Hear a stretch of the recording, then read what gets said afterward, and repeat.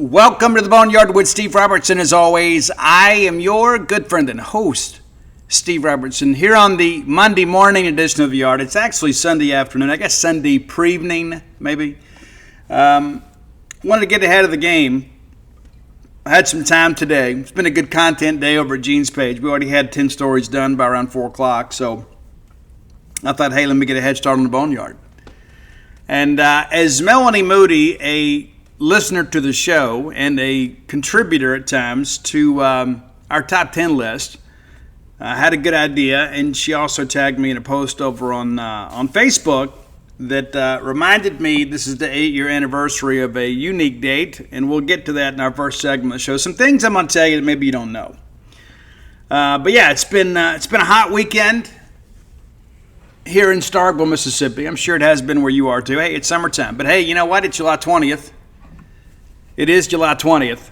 And we're about 10 days away from the opening of Mississippi State preseason football camp. Next thing you know, we'll be in high school football season.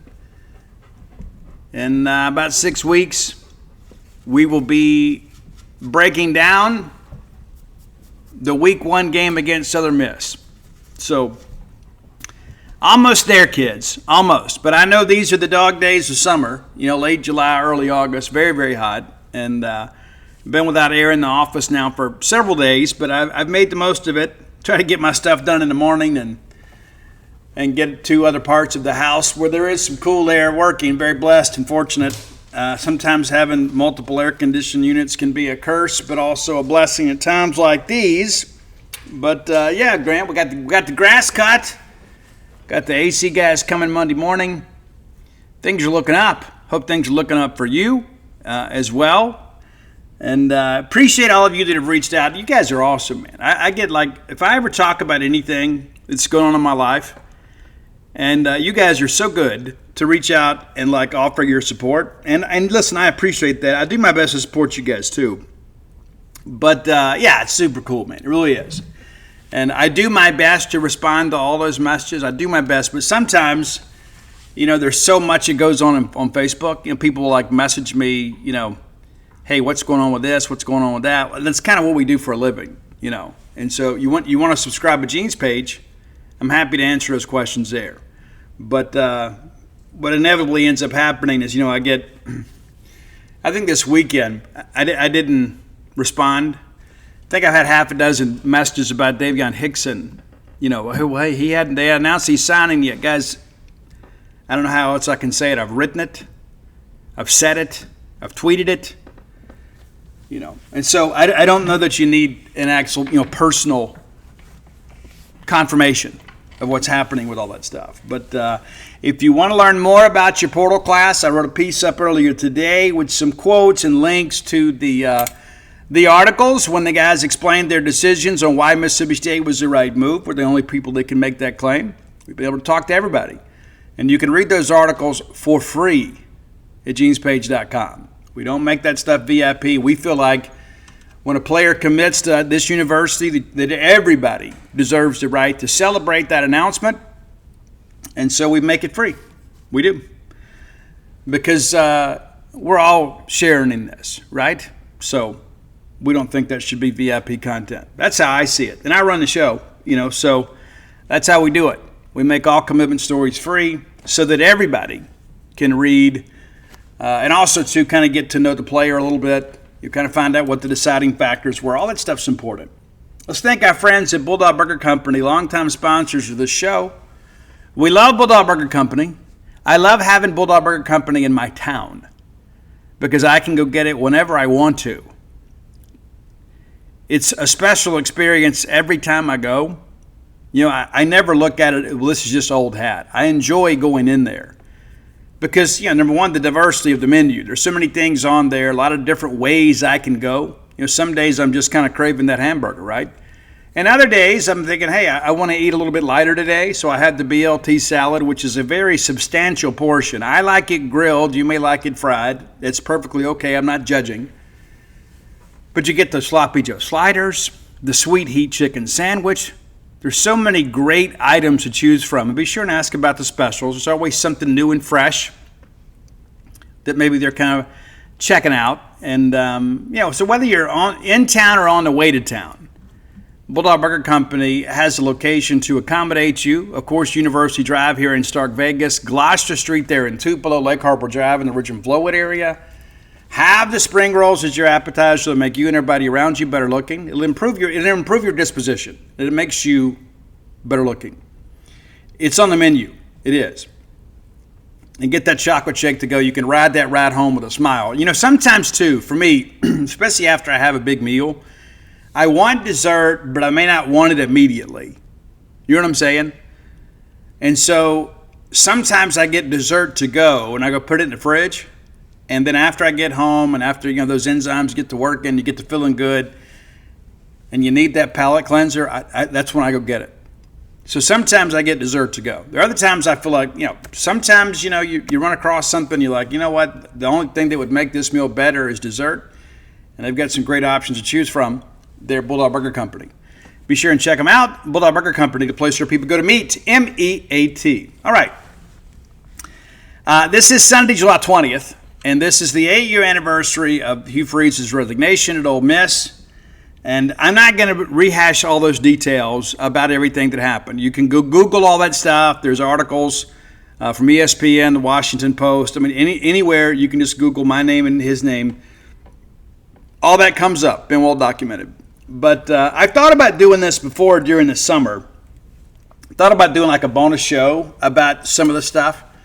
But I thought, you know what, we won't put it all out there, but we're going to talk about some things on the show today in our first segment. Then we'll get into our top 10 list, and we've got some other things to discuss as well. But I thought today would be a good day to kind of give you guys maybe some intel about all that maybe you don't know.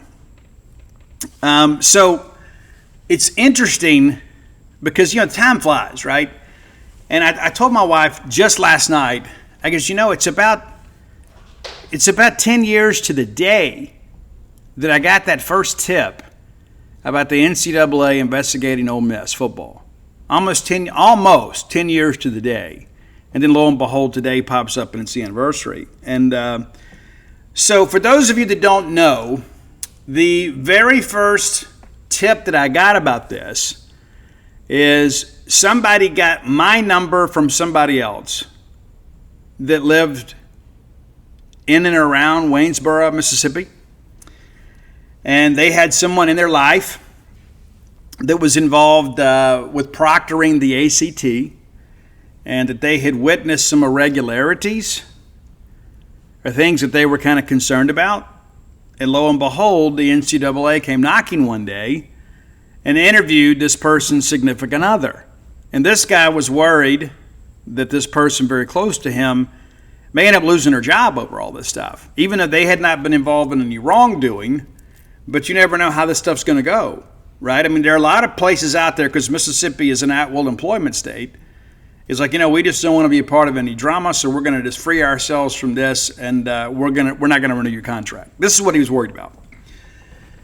And so he said he had gone to the Hattiesburg American. He said he had gone to the Clarion Ledger and somebody else, maybe the Biloxi Sun-Herald. He had gone to multiple newspaper publications in central and south Mississippi to kind of get out in front of this a little bit. And it's not even a Mississippi State person. That's the first thing that people think. And anyway, so I took this and I said, well, let me see what I can do. It's not really my scope of journalism, but let me see what I can do. And so I went to multiple people at the Clarion Ledger, and I said, hey, this person here says that there have been interviews about Ole Miss's football signees taking the ACT in Waynesboro, even though they're out-of-state signees. And I think we can all agree it's a little weird. Even Delvin Jones, who I interviewed when I wrote Flim Flam, he got a little bit gun-shy, and after a while just wanted to terminate the interview. Because I asked him, I said, whose idea was it for you to take it in Waynesboro? We don't want to say. I think we can connect those dots, but we'll leave that speculation alone. But anyway, so I went to multiple people at the Ledger, one person at the Biloxi Sun-Herald, and one person at the Hattiesburg American. And nobody would touch the story. Nobody. And I thought, at the very least, just call this guy and just see what he's got to say. You can connect the dots from there. If there's a story there, there's a story there. And if not, move on with life. Nobody ever called him. Nobody. Nobody reached out to him. Nobody reached out to his significant other. And he followed up with me. It's like 2 weeks later. And so I went back to these people, and I'm like, hey, I'm not going to name them. You can read Flim Flam for more detail. But anyway, he's like, hey, I thought you were going to help. I said, man, I went and I talked to all these people. You mean to tell me they hadn't contacted you? He goes, no, nobody's contacted me. So I go back, and a couple of those people, whose names didn't respond to me, which really raised an eyebrow, right? And I had somebody else, former employee at the Clarion Ledger, another name said, we're all just so busy.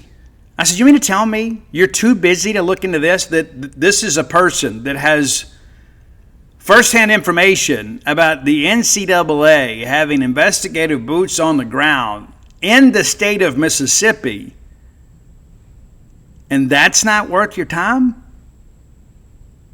That's interesting to me. Why would that not be worth your time? And he goes, well, it's not really something we can get to right now. And so immediately I thought, this is horse hockey. This could be a career-making story for somebody like that. And to give Riley Blevins a lot of credit, guy that used to work for the Scout.com Tennessee site, eventually went to work as the prep reporter for the Ledger, and then became like the Ole Miss beat writer when Hugh Kellenberger became the, quote, columnist. And you want to talk about a guy that didn't do his job in that situation. Now, I find out later that it depends on who you talk to, right?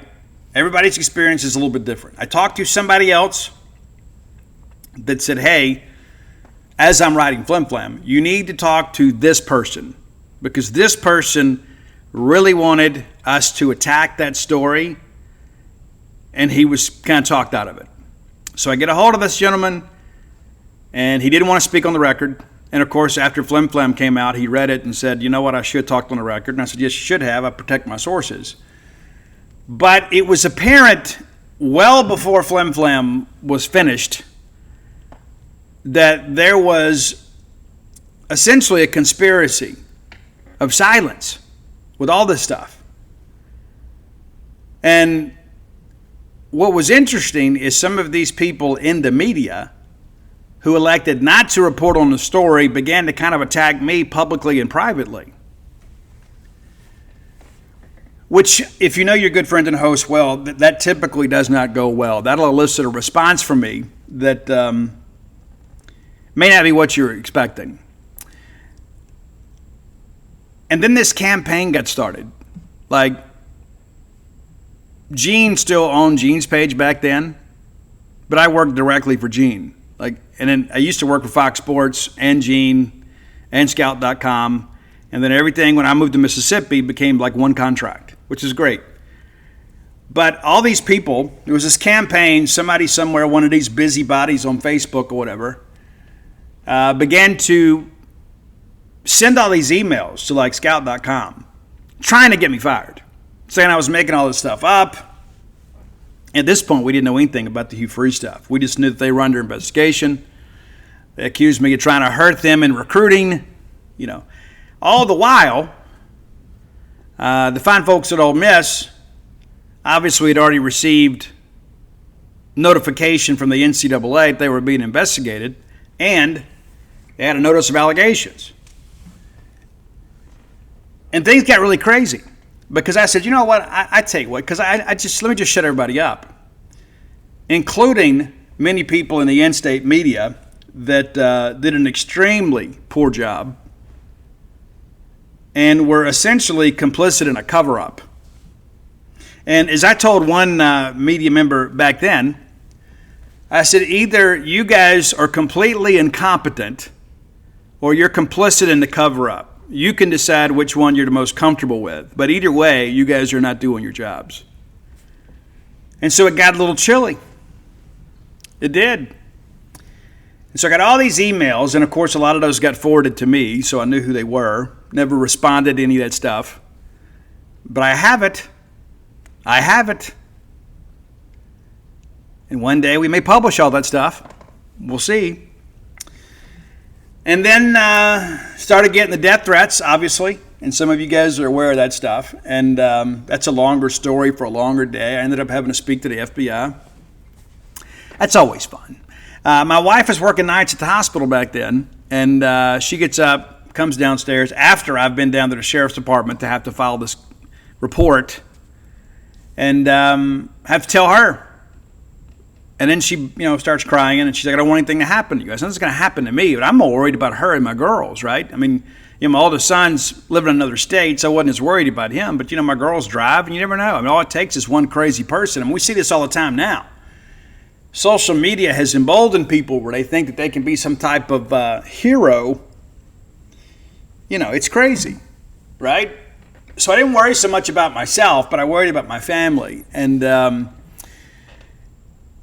then I remember Dana dried up all her tears. And she said, you know what? If you don't finish this book, then all this has been for nothing. And at that point, the goose was cooked. Because once I knew that she was going to back me up on this thing, it was over.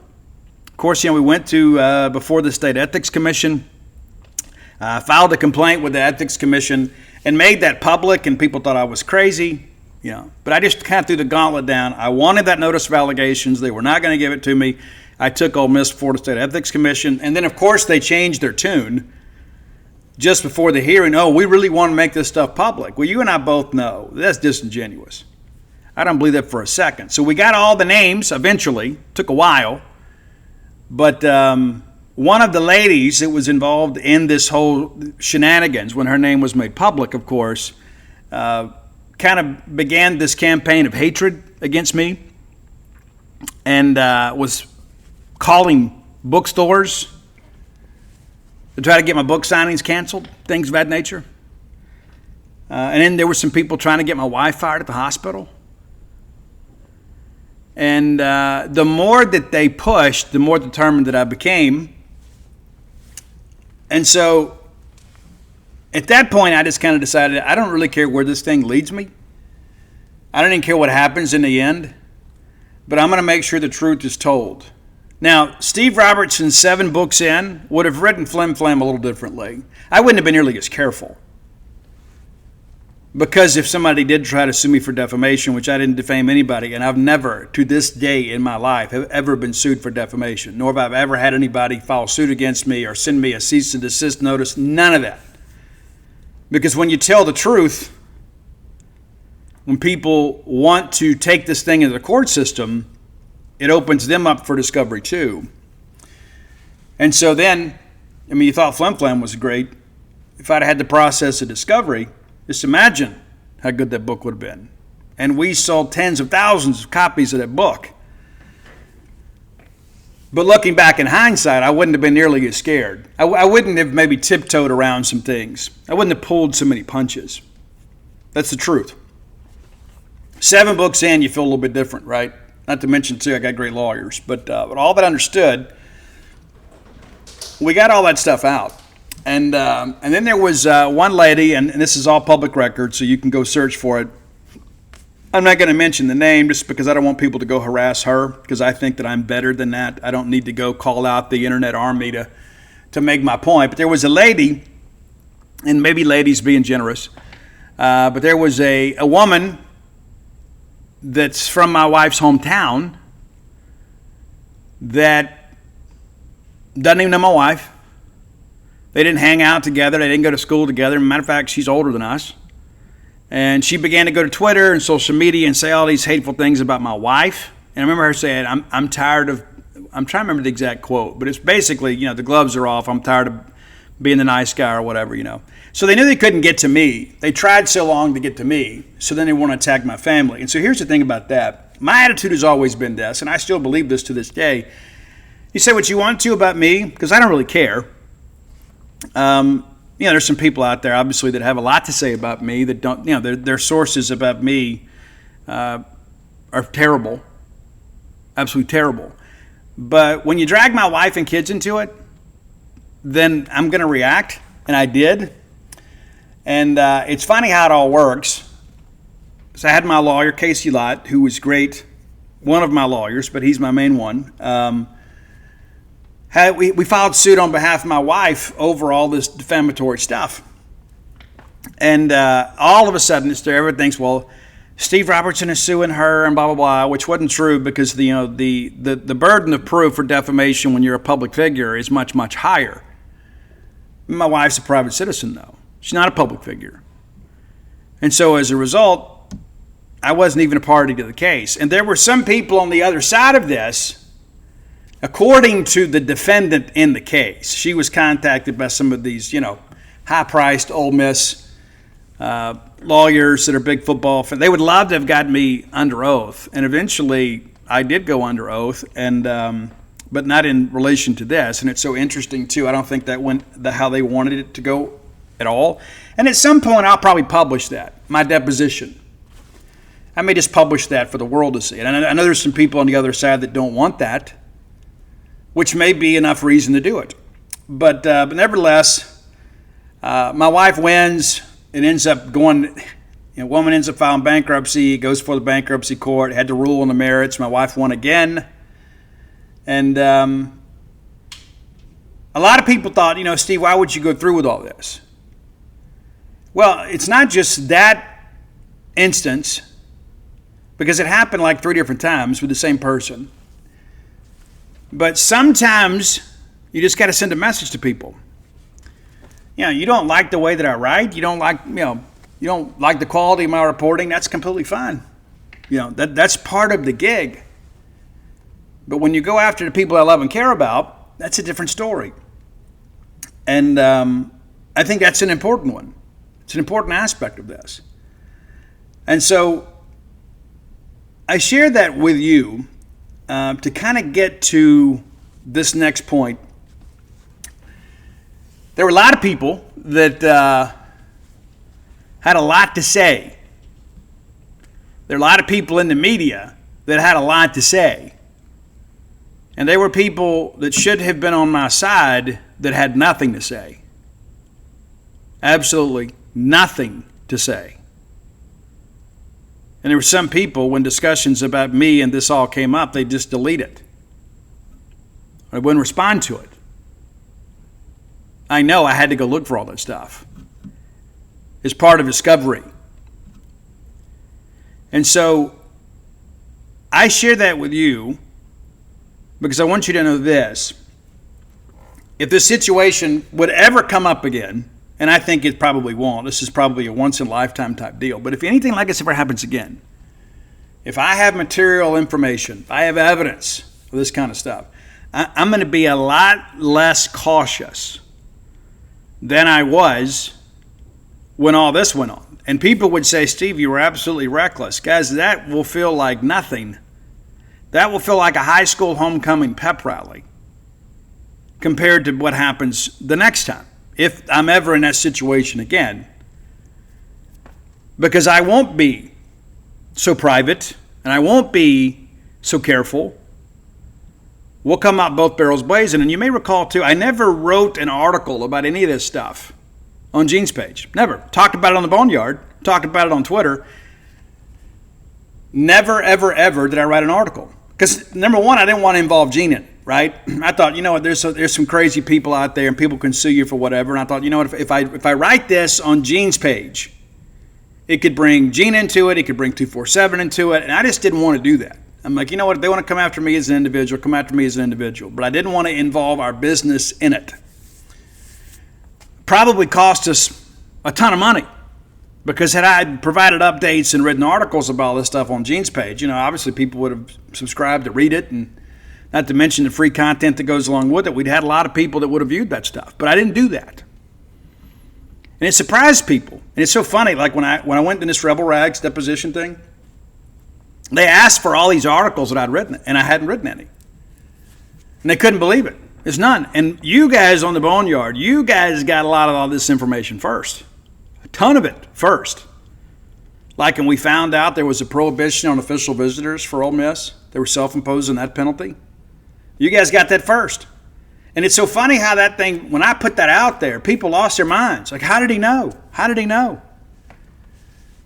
Well, I knew. And that's all that matters, is that I knew. And I reported factual information. Now, there was some people, as it got close to the players involved and all this, there was a lot of stuff out there. And it was difficult, to kind of sort through what was true and what wasn't true. Because, student-athlete names are redacted in those types of documents, and they should be. But you can kind of put things together. There were a lot of people that, the details of a situation were in the notice of allegations. And then, of course, these people, they absolutely had to brag, And so you could kind of go find the tweets of these people basically bragging about their interactions with student-athletes and impermissible benefits.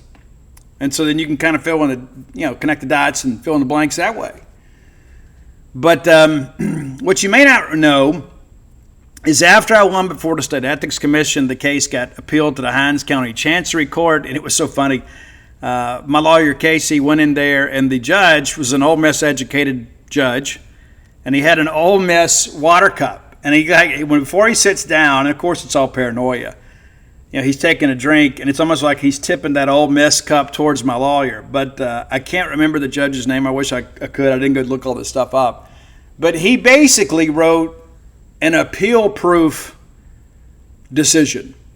And the thing that I learned a lot about the Mississippi judicial system is that there are a lot of people out there, as much as they love college football, they love the law more.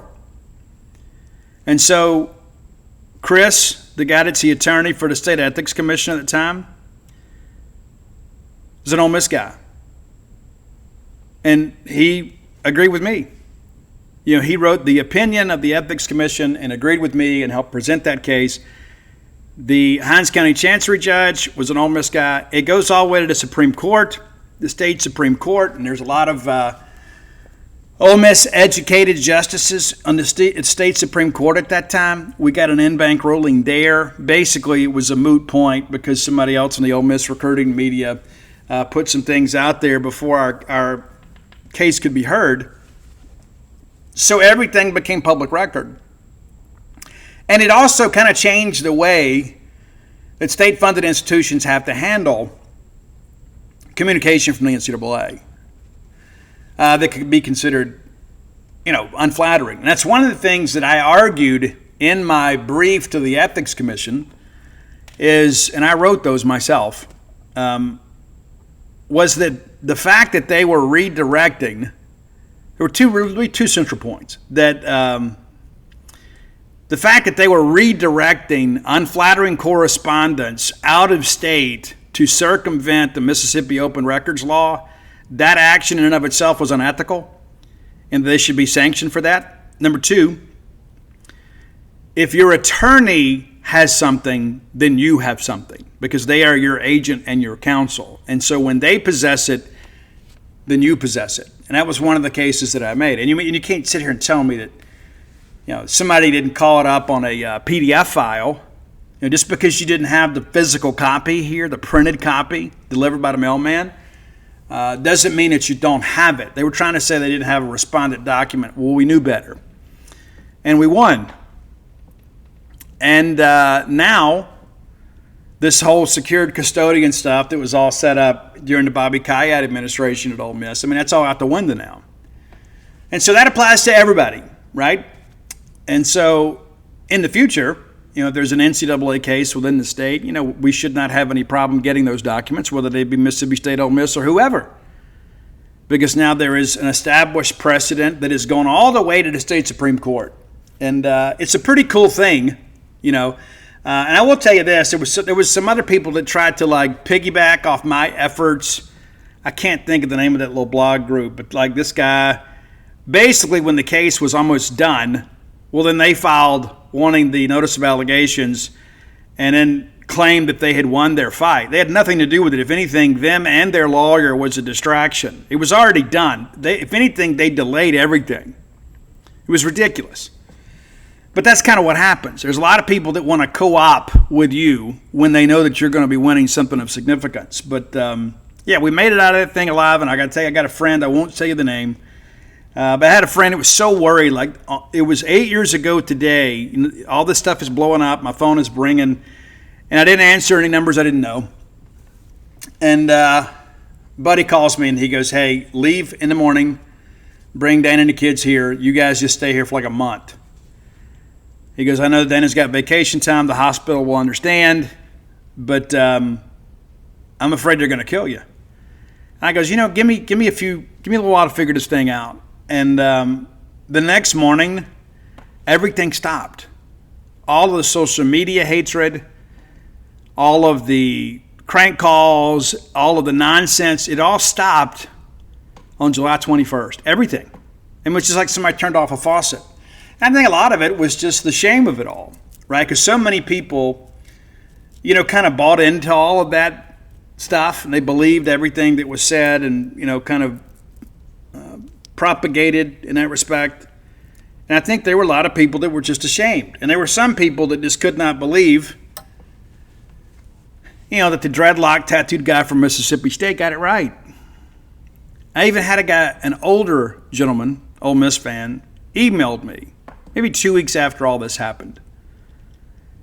And he emailed me and he said, if ESPN, or somebody like that had broken this story, it'd have been different. He goes, but the fact that it was the Mississippi State guy, that's a difficult thing to live with. I live really well with it, just so you know. I learned a lot throughout this process, not just about myself, about the judicial system, but about Ole Miss, and how their relationships with the print media in Mississippi at that time was pretty much what you all thought it was. I think it's better now, and I think it's better because of this case. Because it wasn't just Ole Miss.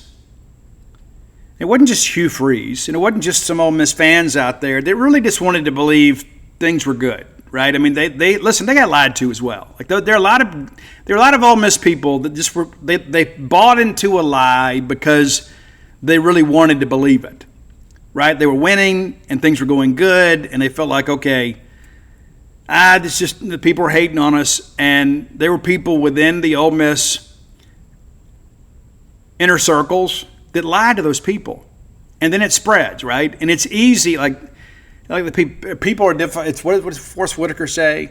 People are funny. They may not believe an allegation, but they'll believe a confession from anybody. It's funny how those things work. But I had somebody else in the national media. After all this stuff happened, a lot of people come to town and interview me. A lot of names Mark Schlaball, one of them. We had lunch at Bulldog Burger Company. And you can call that story up. But at another name, not Mark, but another name in the industry said that all of this was a stinging indictment on the Mississippi print media. That because that they were either unwilling to follow through with their mandate as journalists, because of the loss of potential advertising revenue. And listen, I get it was a difficult time for newspapers. But maybe, just maybe, we've killed some of those old ghosts at the Clarion Ledger and other spots. Because I can tell you, and I still got the old phone somewhere, and who knows if it still works, but I got some text messages to some names of people that just wouldn't chase the story. Just absolutely would not chase the story. No matter how much evidence and I used to tell us, hey, you're going to look stupid on this. This is happening, this is happening. And then I had a former employee of the Clarion Ledger tell me that there was a story or two that was kind of proposed, and then after the meeting broke, somebody kind of pulled them aside and said, I don't know if we want to play up that angle. Let's do this. I do commend Riley Blevins. I think there were a lot of people that went after him, not because of his reporting, but because of the fact that they were probably kind of instructed to or encouraged to. And Riley's out of the industry, and I think there is probably... Number one, it was probably a mistake to have a young greenhorn guy chasing such an important story with a very popular head coach at the center of it. And, it's easy in hindsight to say, that was a mistake. Truth of the matter is all this Clarion Ledger coverage of the scandal should have come from Jackson. You shouldn't have had, Riley Blevins having to interview Laramie Tunsil's stepdad and then Hugh Freeze in the same day, But in the end, it's all behind us now. Ole Miss has clearly rebounded in football. And it's so funny, I see people say, well, look, it turned both programs around. It's got nothing to do with us, right? We've got our own problems. It had nothing to do with any of this. Obviously we had a head coach pass away unexpectedly, and there's no book out there to explain how to navigate that. We've done the best we could. This is probably the first year we're going to have a regular season for the first time since 2020, maybe 2022. I guess, 2021 weren't normal at all. The first normal type season we've had since 22. And, that's the main thing this program needs is stability. But anybody that thinks that we went into a tailspin because Ole Miss had to fire Hugh Freeze, you're kidding yourself. But I have had some correspondence with Hugh Freeze over the years. I can tell you he has apologized to me. I'm not saying that I want to go play golf with him or anything like that. But he apologized to me, and he says, I'm sorry about the things that happened to you and your family. And I believe that. I don't know that I believe a lot of the other things, but I believe that. I do believe that he is regretful for that. He had nothing to do with any of that stuff. That was just all these crazy people. And he himself and former Chancellor Vitter all said they had an out-of-control booster culture, and we all knew that, but they benefited from it until it was time to go face the committee on infractions. But anyway, it's hard to believe. Yeah, it's been 8 years. 10 years since I got the first tip, and then 8 years since Hugh Freeze resigned. Pretty crazy, man. Pretty crazy stuff. It's time for our Close with Blair Player of the Day. Blair Chandler, our collective friend in the mortgage industry. His phone number, 601-500-2344. Again, 601-500-2344. Don't overthink this. It's too big a decision. And sometimes when you have to make big decisions, you have a tendency to overthink it. Listen, Blair Chandler, 24 years of experience in the mortgage loan origination industry. Nobody stays in any industry 20 plus years by accident. It's a guy that gets things done. Thus the name Close with Blair, C-L-O-S-E with Blair, BLAIR.com. Blair can get you to the closing table when so many others can't. We're looking for your first home, your next home, or your retirement home. The only name to know is Blair Chandler, a Bulldog through and through, season ticket holder in multiple sports. It's a place here in town. He rides a wave of emotion just like you do. I like to keep business in the family whenever we can. There's a lot of things to know about buying a house. And rather than trust your business to somebody that maybe doesn't have your best interest at heart and you don't know it, stick with Blair. Our Close to Blair Player of the Day is going to be New Mississippi State basketball transfer Jaden Epps. I mentioned we had the basketball media availability with most of the transfers last week. One of the guys that impressed me the most was his ability to articulate himself was Jaden Epps. You can watch that video for free over at genespage.com. He began his career at Illinois and then spent 2 years at Georgetown. He'll be at Mississippi State now for his senior year. What's interesting about him is everybody talks about his burst, kind of getting out and going. 2 years ago, he averaged 18.5 points a game. He was down 12.5 last year. A little different scenario, obviously, for him. But if we get a dozen points a game from him in this backcourt that we have that we're really excited about, I think we're going to be really happy with the end result. But I've enjoyed having an opportunity to learn more about these players. It's one thing, to read their interviews when they commit and that sort of stuff. But I really appreciate Matt Dunaway and Coach Chris Jans making those players available to us last week. Now that they've been here for a little while and have had the opportunity to kind of get to know Mississippi State a little bit better, thought it was a very timely media opportunity. And Jacob Bain has written all those stories out. They're also available to you for free, whether you're a Gene's Page subscriber or not. I want to thanks to Blair Chandler, as always, for supporting the show and sponsoring the Player of the Day. Time for today's top 10 list, brought to you by Calido Guitars. That's Calido Guitars.com. Calido Guitars, a Mississippi State-owned and operated guitar shop in Lake Jackson, Texas. As you guys know, I like to keep business in the family. You could go out and buy something somewhere else, but you know what? You go buy something online. You know what happens a lot of times. You buy something online, you get it home, it's damaged, or perhaps not exactly what you want, then it's like such a hassle to kind of get things handled. Deal with the personal touch of Calido Guitars. Expertise and quality service before, during, and after the sale. Whether you stop by the showroom in Lake Jackson, Texas, you order online, or you order over the phone, we got a promo code to help you. That's BSR. You know what it stands for. There's just so much that encompasses too. Well, that gives you a 10% discount off your purchase price. That's a Ken Folks discount for being a Bulldog. You get free shipping. You get no sales tax unless you live in the state of Texas. And then they make a 5% donation of your purchase price to the Bulldog Excellence Fund. I wish more businesses did that. Super cool. So whether you need a new instrument, and you can get a beginner's guitar all the way up to professional grade, get acoustic, electric, classical, gig bags, cases, all the accessories you need. I've got a guitar stand from them I'm very proud of. And if you've got a guitar leaning against the wall, it's not good for it. Just telling you. They're not that expensive, but they're very handy, and they serve a great purpose.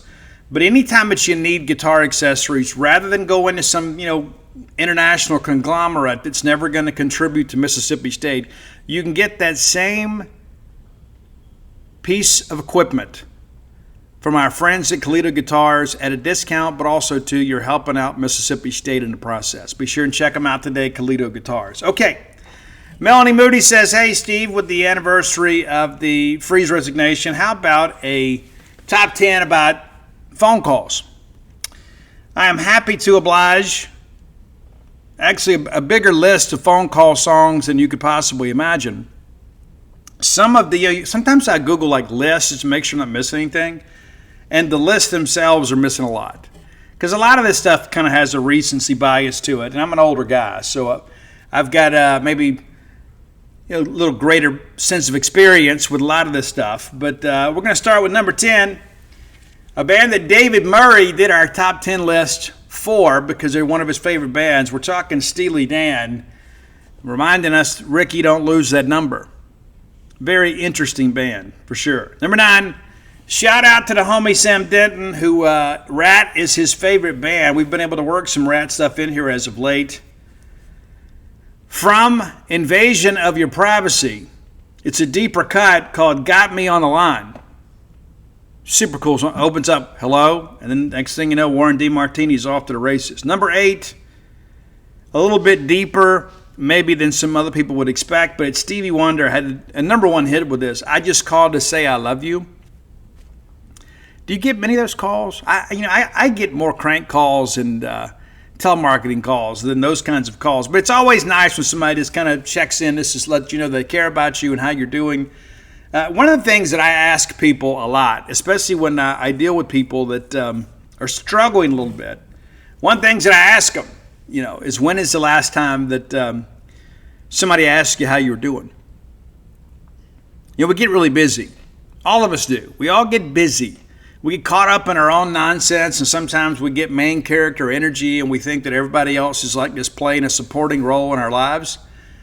But we have an obligation to our friends and our family and people that we love to check in. I saw a post recently from somebody that I know fairly well that they had taken a break from social media and nobody had messaged them to check on them. And there's a little bit of narcissistic quality in that aspect of it too. But I begin to kind of think about that is how many times because we have so many people on social media we follow, how many times do people kind of come up missing because they're dealing with something and we just don't recognize it? There's some people that overshare on Facebook and that sort of stuff, and anything they do in their lives, if they have lunch or breakfast or take a trip or they rent an Airbnb and they take all this photo shoot stuff, and you think everything is great in their lives, but it pays to check in on your friends. And I've done a good bit of that here as of late. People maybe I hadn't heard from in a while. Not everybody. There's a lot of people to keep up with, but especially some people in recovery. I've kind of done my best to kind of keep up with them because sometimes I see things. You see things on social media, and they're kind of clues, you know. So I encourage you, stay in contact with your friends. Number 7, it's Carly Rae Jepsen's big hit, the top 40 classic, I guess you could say, for this generation. It's Call Me Maybe. Here's my number, call me maybe. I don't know if we called her maybe, but nevertheless, an interesting little song. Number 6, going back to the middle school days, I remember having this cassette. It had blue lettering on it. And it's New Edition's debut album with Mr. Telephone Man. There's something wrong with my line. When I dial my baby's number, I get a click every time. Clever, clever. Number 5, Evanescence. I once dated a girl that looks a lot like Amy Lee.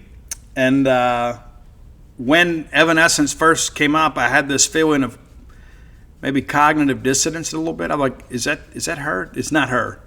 And who knew that we had such a gothic beauty in Central Arkansas, kind of living among us, you know. But Amy Lee, still doing some great things. I recently saw her on one of these little reels on social media, like playing Name That Tune. I don't know the name of the account. I did follow it. I think it's pretty neat.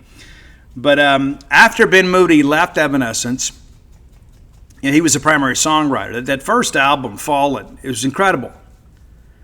It was really unlike anything we'd heard, and of course, she has this operatic Victorian quality to everything that she does, and I don't know why everybody doesn't just love Amy Lee. I do. She's phenomenal. But on the follow-up album, one of the bigger hits is Call Me When You're Sober. Words to live by. Number 4, Jim Croce. I think I've shared with you guys before, of course, Jim tragically died in a plane crash outside of Natchitoches, Louisiana, and lived there for a while, and got to hear a lot about all that stuff. And Jim, an amazing singer-songwriter. It's a wonder that more of his music has not really been passed down to this next generation, just because of the fact with this Americana vibe, it's kind of coming back. Jim was kind of one of the forerunners of that movement. But it's a song Operator, and Jim was a great storyteller in song, and this is one about him trying to get a hold of his girlfriend, and she left town with his best friend. And, you know, there's just a lot to it. But the harmonies on this are legit. All right, number 3, I've seen, do you follow that 70s, I can't remember the name of the Twitter account, like 70 Sports, whatever, but it's not just sports. They do a lot of crazy stuff on there, and the guy sells T-shirts from all this popular culture stuff from the 70s and 80s. And recently has done the 8675309 T-shirts, and then people are like getting their picture made with girls named Jenny. That's right, it's Tommy Two Tones 8675309. And if memory serves me correct, that number was actually the number of a radio station. I think that's correct. I don't remember the area code. But a very, very clever one-hit wonder. Number 2, a great use of falsetto. It's Adam Levine and Maroon 5's Payphone. I like that song. I like that song a lot. Thus, it's number 2 on our list. I think Maroon 5, of course, kind of started more as a radio rock-friendly band, and then they got a little more top 40-ish. And obviously, they've had some success because of, was it X Factor or whatever, that show. You know, America's Got Talent, whatever it is, one of those shows. I don't watch that stuff, but occasionally it'll pop up, you know, on social media. But Payphone is a super cool song. But number 1, not that I'm asking for this, but it's Blondie's Call Me. And if you don't know the earlier phases of that band, like a lot of people know, you know, Blondie because Debbie Harry, incredibly beautiful, but incredibly talented. And she's just, you know, a force to be reckoned with. Before she was radio-friendly Blondie was a punk band, right? And so Debbie Harry has a lot in her catalog that kind of stretches across genres. You know, a lot of people kind of see her only as, you know, the early stages of MTV and Rapture and the Tide is High and all that kind of stuff. But Call Me, one of the more rocking songs of the top 40 type era of that band. And even though Debbie is blonde. The band is not named after her. It's a cool name for a band, but nevertheless, that's your top 10 songs about phone calls. So thanks for the suggestion, Melanie, and your contributions to the show. And we appreciate this being an interactive show. If you have ideas for the top 10 list, reach out and let us know. Best way to do that is to hit up Roy Samonti. And he did tweet out some of your more recent list on his account, Dogmatic67, DAWGMATIC67. You can also follow him on Spotify and get our great list right there. I know many of you working in the yard are always looking for something cool to listen to. We're happy to provide that with you. You can follow me on all forms of social media at Scout Steve R. All right, next segment of the show brought to you by Campus Bookmart, a Starkvillian institution. We love Campus Bookmart, and why we love them? Because they have the things we want. There's no ifs, ands, or buts about it, right? We want more Mississippi State merch, so it doesn't matter what the occasion is, a birthday, a holiday, anniversary, or just to say I love you, or I'm thinking of you, or I'd like to show you something cool. You can get it at Campus Bookmart because you're never going to go wrong buying Bulldog fans Mississippi State merch, whether it be apparel, gift ideas, or perhaps something to detail out the fan cave. You can find it at Campus Bookmart at times. You can even get your tailgating supplies there too. A lot of cool stuff that you can have to make game day a little more maroon. Next time you're in town, go by and see their smiling faces. You'll be glad you did. I usually get the complimentary hug. I'm finding out that's not for everybody, but maybe some specialized service there. Maybe you make a nice purchase and you get a pat on the back or something. But I love going in there. Those people feel like family to me. If you can't make it to town, but you would love to support a Starkville business, and we always support that, hit them up on Al Gore's internet at campusbookmart.net, and by being a loyal Boneyard listener, we'll give you a phrase that pays. That is BSR, which stands for Beautiful Steve Robertson. That gets you free shipping on all orders over $75. Any order less than 75 bones, absolutely incomplete. And as we've mentioned, college football season is going to be here sooner rather than later. So if you need to upgrade kid jerseys or T-shirts, now's the time to do it. And everybody's going to be thrilled with that. You know it. And maybe you're going to sneak in like one last beach trip before school starts. Now's the time to go ahead and make those purchases while there's a lot of selection. Campus Bookmart. All right, time for our next opponent preview. It's Missouri. We've kind of worked our way through this stuff pretty quick. And, of course, on Wednesday, we'll talk a little bit about Ole Miss. But looking at Missouri, really good year last year for Mizzou. And I give a lot of that credit to Brady Cook. I mean, Brady Cook knows exactly what Eli Drinkwitz wants in that offense. And I think that Brady Cook has probably got it's a bit unheralded. Of course, he's moved on now. But it's so interesting, Eli has the 1 year as a head coach at Appalachian State in 19. That was it. 1 year. And then next thing you know, he's a head coach in the Southeastern Conference. Pretty crazy, right? It is. I think we all know that. But, has the great year at App State. Of course, he inherited a great team. It wasn't like he built App State. Because, back in 2018, App State went 11-2. With Scott Satterfield as the coach. So it wasn't like there was an empty cupboard. And so you kind of wondered, at least I did,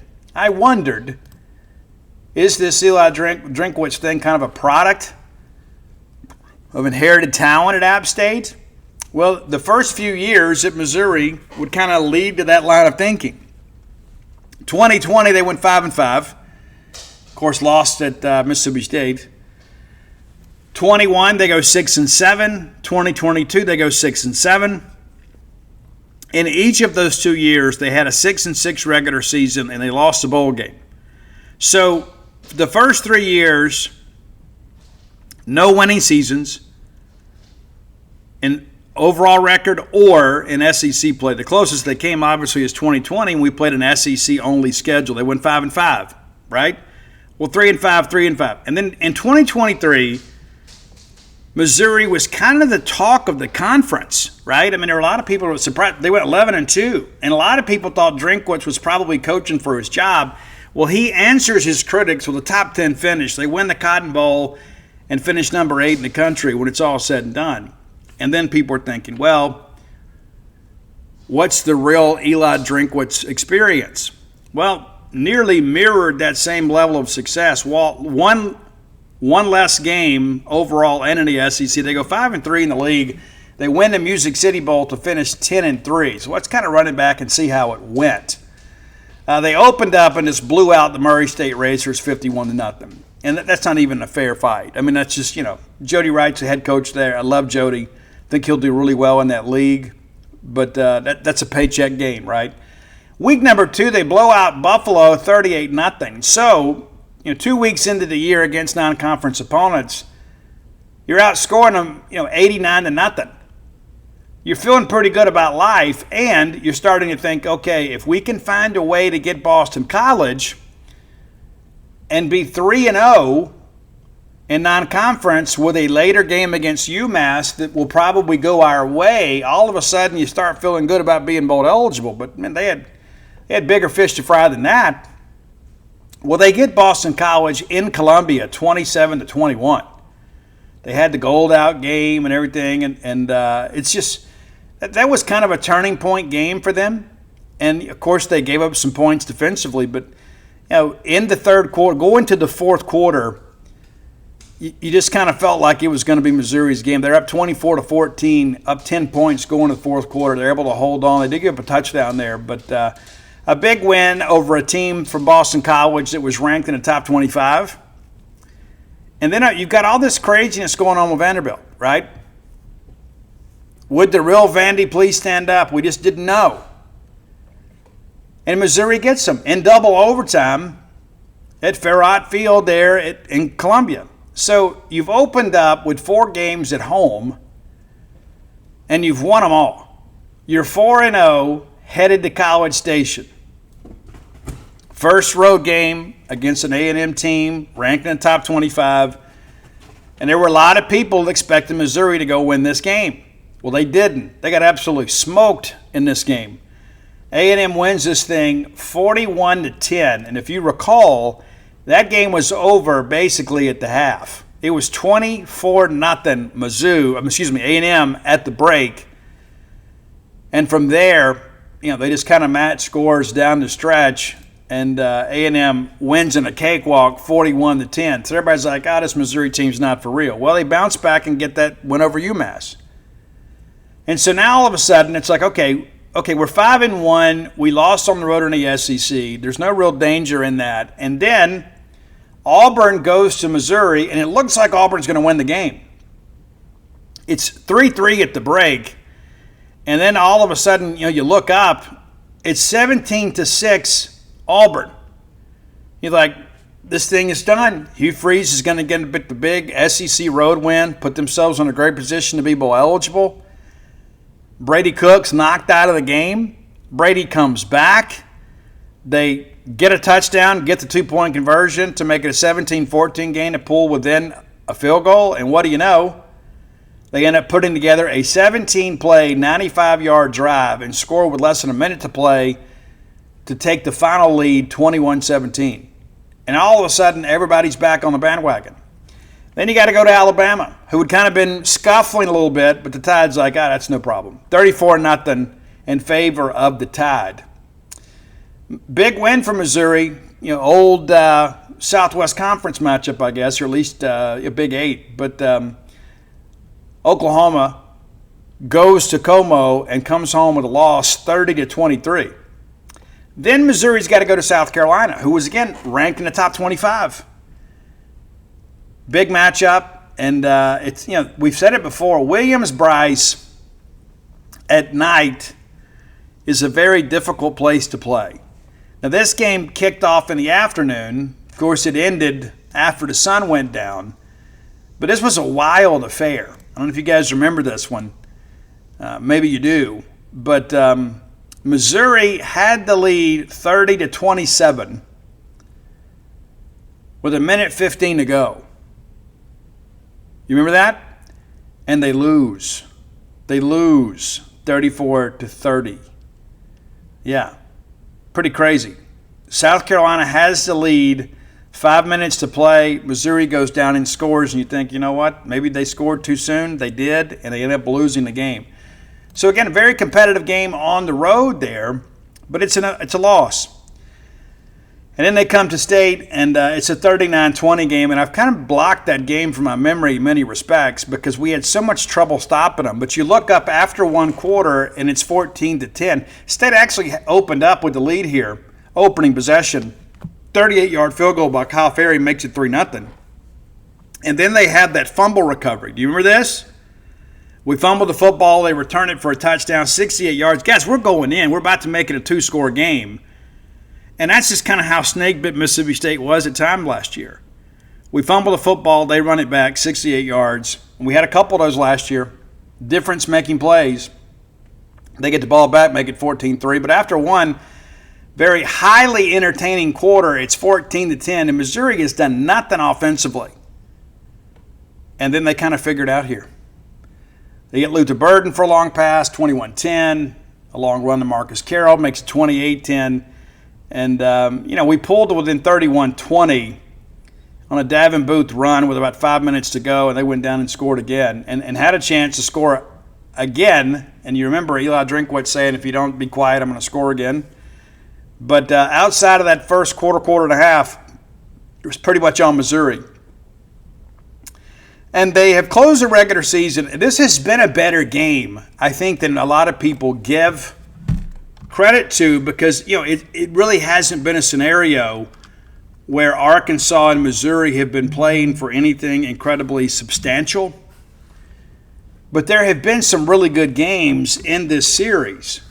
And I would, there are a lot of times that game has been on a Friday. And it's been a lot of fun. Missouri actually leads the series 12-4. Did you know that? Pretty crazy. But they have Missouri has won 3 of the last 4 and 8 of the last 9. But last year's game, 28-21. Missouri blew them out the year before, 48-14. 2022, a 29-27 game. Back in 2020, it's a 50-48 game. So there have been some entertaining games, even back to 17, 48-45. So you never know what's going to happen in that game, which makes it what's the battle line rivalry. So Missouri gets that game, and then they win the Music City Bowl over Iowa 27-24. So, again, good year for them. Really good at home, 7-0 at home, and we have to make that trip up there. So let's take a look at this year's schedule. It's a little different team, obviously, but they have recruited well, and a lot of people think it may be the most talented team. I always wonder a little bit when you lose the veteran quarterback. When you lose that guy, there is that year of kind of up and down stuff. There's going to be up and down with new players. But they open up the year, decent non-conference. They get Central Arkansas on Thursday night, August 28th. So that'll be a game I'm sure we're all eager to watch because it'll involve an SEC team, but it'll be a blowout. I mean, surely. And then the old rivalry game, Kansas and Missouri, and this rivalry has really been played out more on the men's basketball court. But that'll be an interesting one. They're going to stripe it out. It's going to be another home game. And again, they're going to open up 6 straight games at home. Yeah, 6 straight home games. How crazy is that? You get Central Arkansas, Kansas, then you get Louisiana coming in September 13th.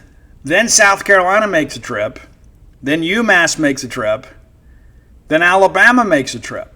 So the first road game is going to be at Jordan-Hare Stadium on October the 18th. Then you go to Vandy, then A&M comes in, and then Mississippi State comes in. You start thinking, Steve, goodness, how many home games are going to have? Well, a lot of them. And then Oklahoma will host them the 22nd, Arkansas the 29th. And so down the stretch, 4 of 6 games, all against SEC opponents, will be on the road. So a really good chance for Missouri to get out of the gate strong because, number one, Kansas will be a fun game. But the rest of that non-conference schedule, you can pretty much go ahead and pencil those wins in. Not exactly sure if South Carolina can go up there and win. South Carolina is a team at times that has really struggled on the road. They're really great at home. But this is going to be an afternoon game. We'll see what happens there. I don't give them much chance of beating Alabama, but, with the Kalen DeBoer experience, who knows? Going to Auburn, and again, I'm sure Hugh Freeze and those guys are thinking, you know what, we let one get away against these guys last year. He shouldn't have to have the big motivational speech. And, Vanderbilt obviously has been better, especially at home. But this is a really manageable schedule for the most part. You don't have Georgia. You don't have Texas. You don't have LSU. So probably 3 of the top 4 teams you avoid. We think Ole Miss is going to be pretty good too. You don't have to play them. And so you're kind of getting the benefit, I think, of a favorable schedule. And then you've got many of your more difficult opponents coming to your place, including Alabama. So I would not rule out another 10-win season for them because I think the schedule is so incredibly favorable. I think you guys probably see it the same way. I don't think there's any questions about it. But Missouri ought to be a team, provided that they get some pretty good quarterback play, that they can be a very good team. I don't think there's a lot of teams around that maybe have as good a schedule in this league. I just don't know. I think – you never know what everybody else has coming back, and there's so many X factors now with the portal. There's always somebody new that maybe you don't know as well, and obviously they have Kevin Coleman coming in. But it's just Missouri used to be one of those games you looked at and said it's just another game on the schedule, but I think there are going to be people that will be up to play them. I think they've earned that level of respect. But Brady Cook's a good player, and a really good college quarterback. No ifs, ands, or buts about it. And I think the fact that Brady has had so many pieces around him, we'll see how things go. Now, Sam Horn, of course, who also pitched for the baseball team, didn't pitch against us. They saved him for the SEC tournament, is expected to be a factor in this program. Got drafted late. Everybody knows he's not going to sign. But it'll be interesting, kind of what happens, with this quarterback grouping. But Sam Horn is an absolute dude. There are a lot of people that think that he should be baseball only. Now, Luther Burden is gone, and Luther Burden and Kevin Coleman were not good friends. And now that Luther's gone, I guess Kevin's kind of cleared to come home. And what's the reality of that thing, too, is that there's so many people that kind of wanted to make that out to be like something that we did wrong. It just really wasn't the case. There was a great push to get him to stay. Chance for him to go home. He did it. He's a kid from St. Louis, Missouri. And when you look at the fact they've had back-to-back 10-plus winning seasons, you probably feel like, I got a chance to go up there and put up some big numbers. And he put up big numbers in this offense on a team that won 2 games. Offensive line is going to be kind of a work in progress. They did hit the portal a little bit hard there too, but the running game, I think, will carry them for a while they kind of figure out, kind of what they want to be offensively. You're breaking in a new quarterback. It's an important part of it. But I think the running game is something they can rely on, provided the offensive line kind of gels. And by the time we play them, they'll have a pretty good idea of who they are and what they want to do.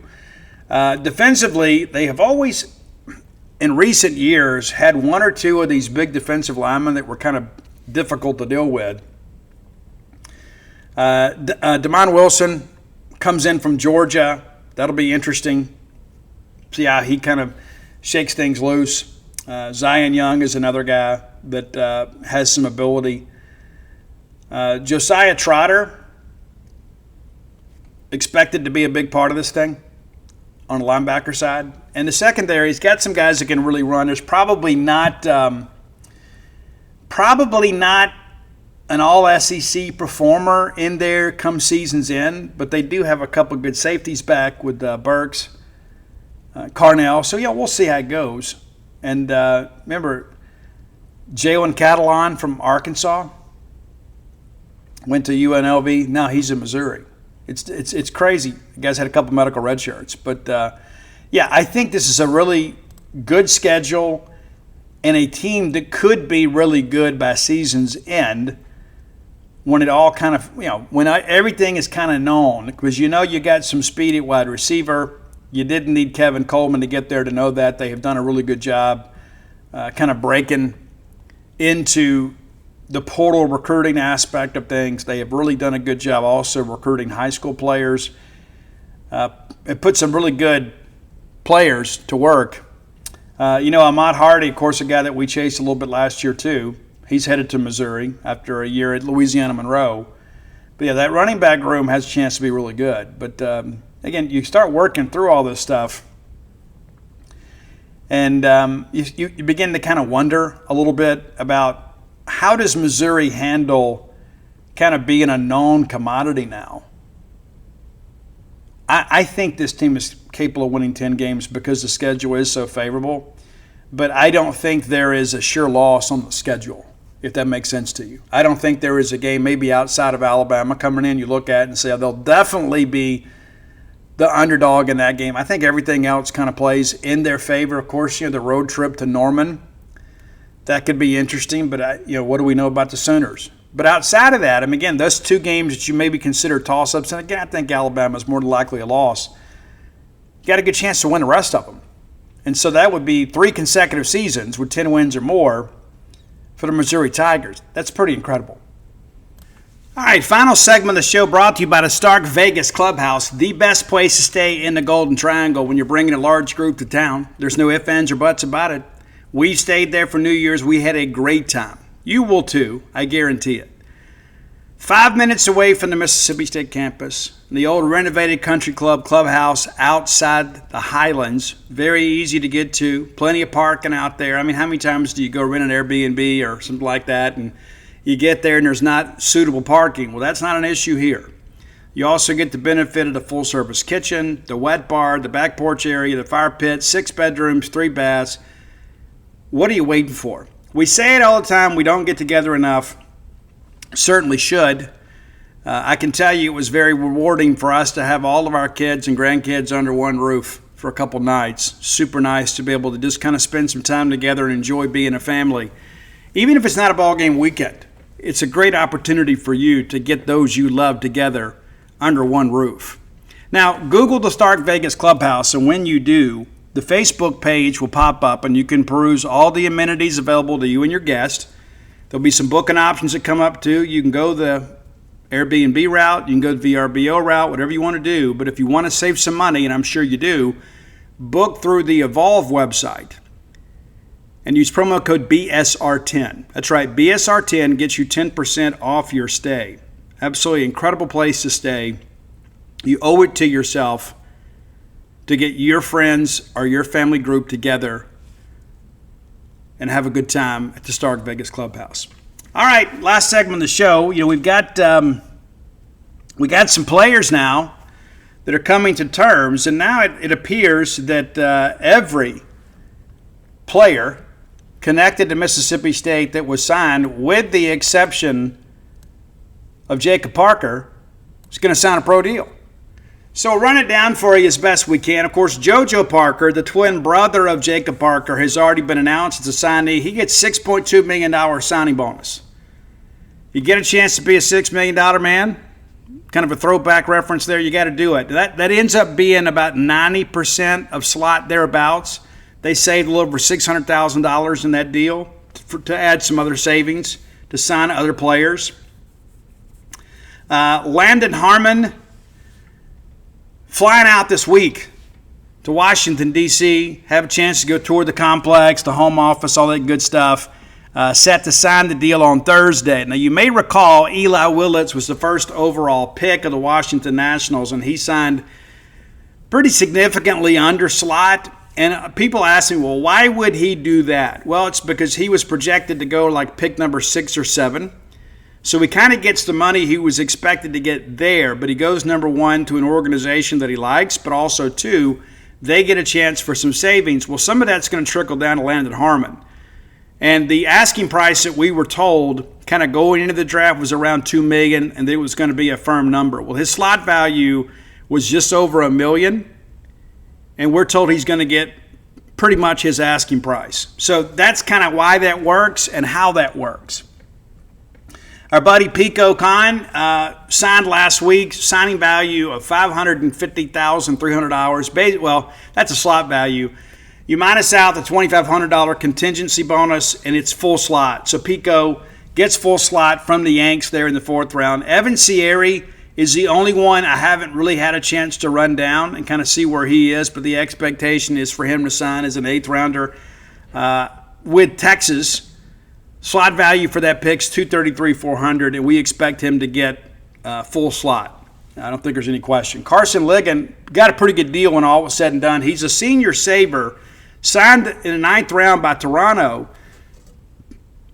And most guys on the back end of a draft, rounds 11 through 20, that's about $150,000.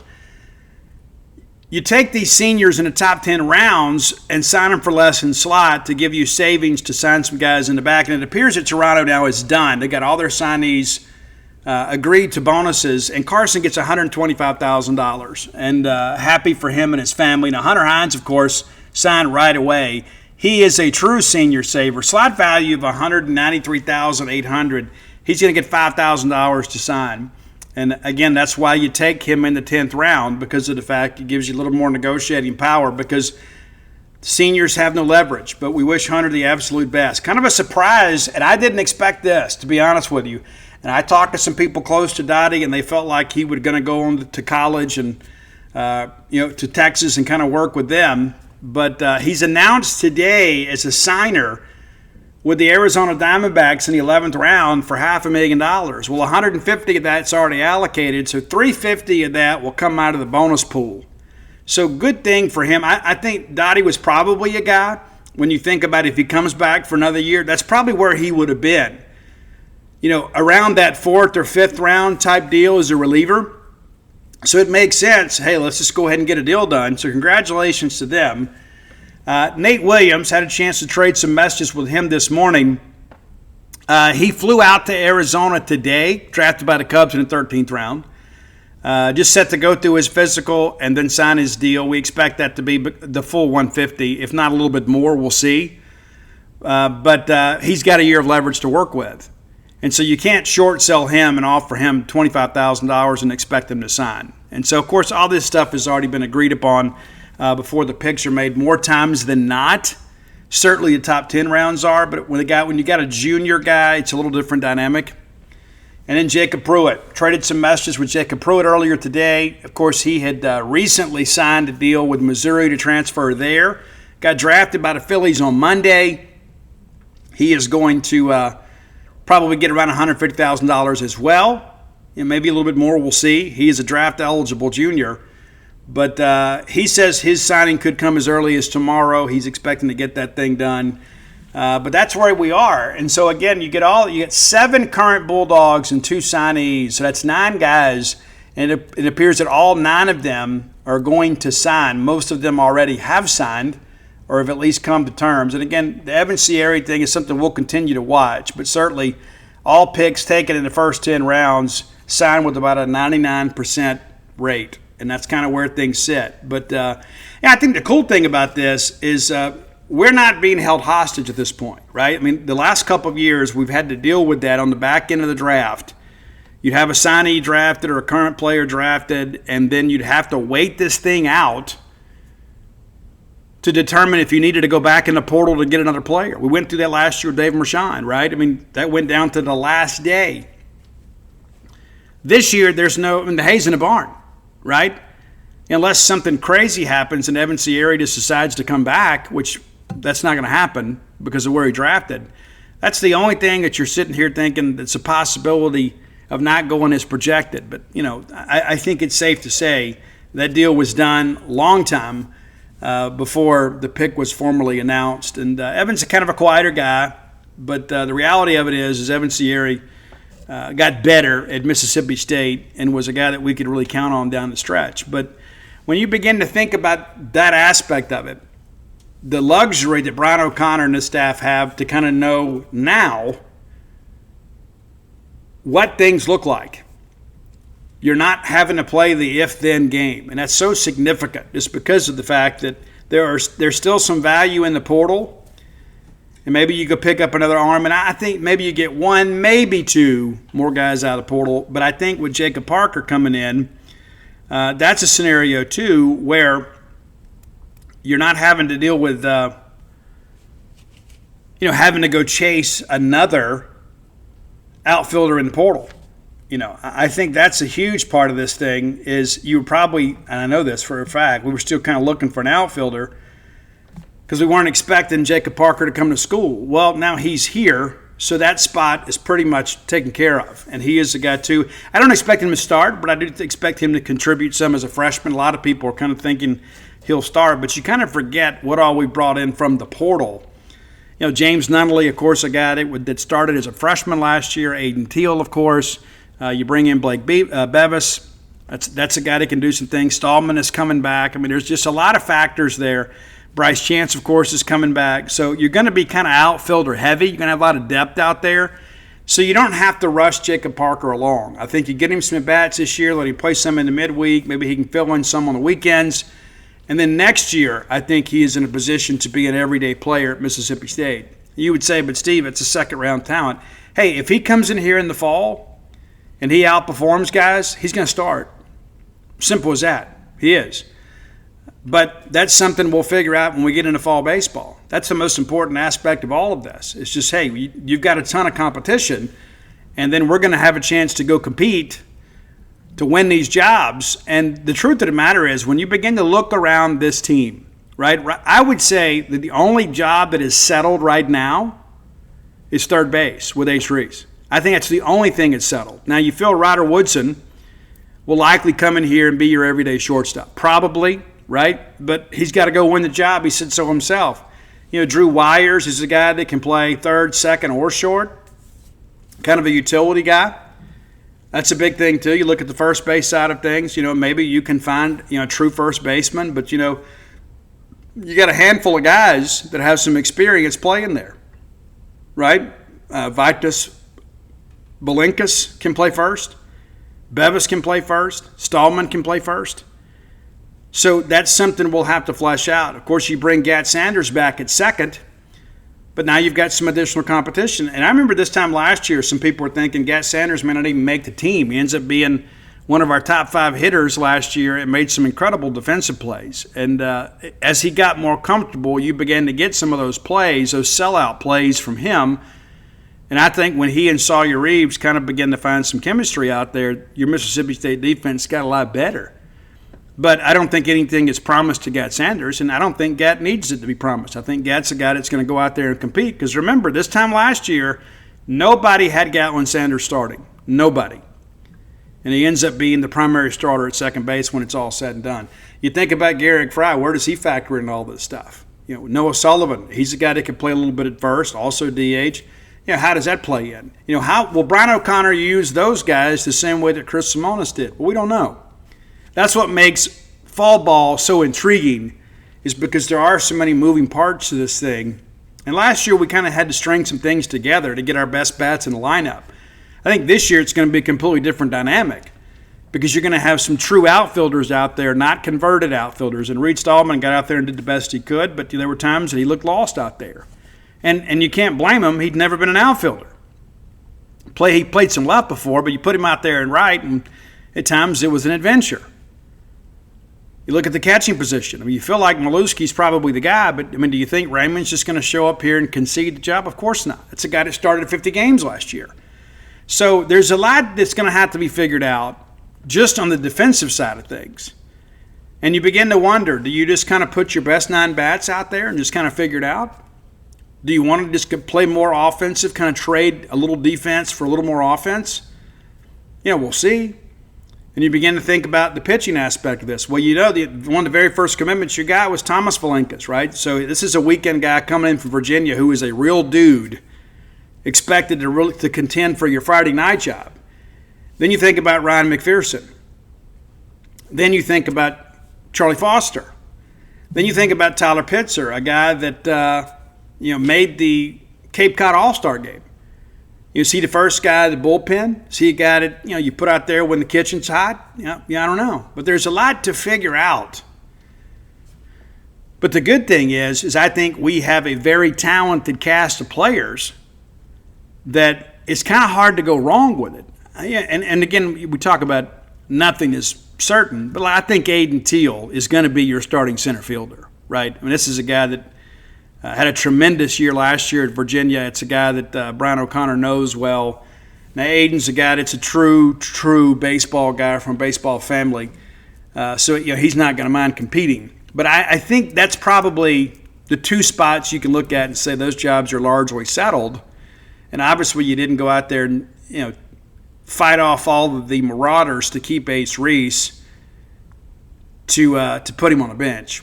You know what I'm saying? I meant to mention one of the most prolific hitters in the country last year. So we'll see how things develop. And I think Ace Reese is a guy that has really benefited from our portal haul because I think there are just going to be more offensive pieces around him. We had a pretty good offense last year, but I think when you begin to consider, State, set a school record last year in home runs, that record may last a year because we got some big bats coming in. And I think, again, the collection of talent in this league is always going to be elite, but I think it's going to be a little more evenly distributed this year. And I think that's one of those things. Again, you look at Arkansas. They've had a lot of the big portal success. They're not a team. They're not like Georgia, Kentucky, where they're going out signing a lot of players every year. But Arkansas so far, I don't think has maybe had the portal class that many people expected. And some of that too, they got a very young and very talented freshman group, and then they've got a very talented signing class coming in. So there's a lot of unknowns around the league, and I think maybe outside of Texas. LSU's always going to be LSU. They should be anyway. But outside of Texas, I don't think you look at this and say, hey, we're going to be talent deficient when we take the field. When we make that trip to Austin, Texas, we may be playing one of the more talented lineups in the country, but you would expect that anyway. And Texas obviously is a team last year that looked like they were just going to run away with this thing, and then Arkansas sweeps them. But the reality of it is this excitement is a good thing, and this uncertainty is a good thing this time because it's not about, who's going to play right.